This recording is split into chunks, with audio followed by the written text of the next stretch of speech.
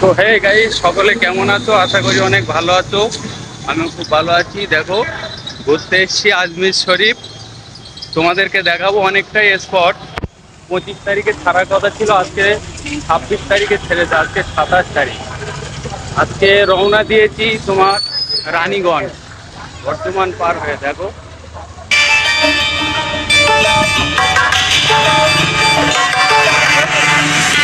তোমাদেরকে দেখাতে থাকবো পরপর।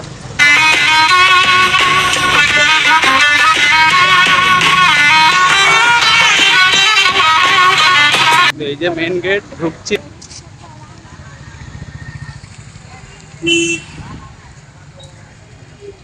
অনেকটাই লেট হয়ে গেল আমাদের।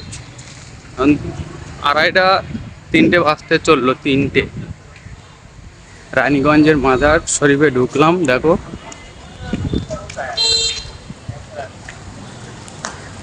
চারিদিকে দোকান পাশায় দেখতে পাচ্ছ। দুপুরের টাইমে বলে প্রচন্ড রোদ, ফাঁকা আছে,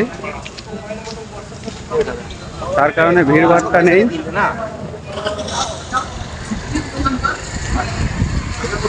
পুরোটা তোমাদেরকে ঘুরিয়ে দেখাবো। এখন যাচ্ছি গোসল করতে আমরা। এটা ভেতর সাইডটা দেখো।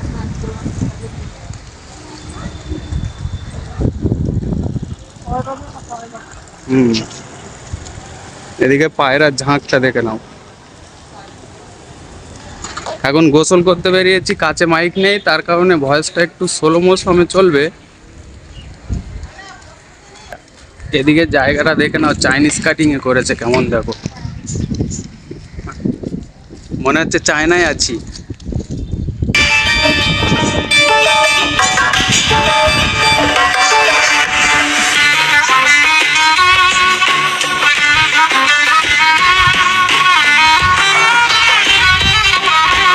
এটা অজুখানা আগে ছিল, এখন নেই।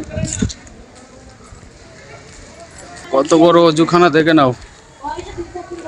এখন গিয়ে পুকুরে গোসল করব।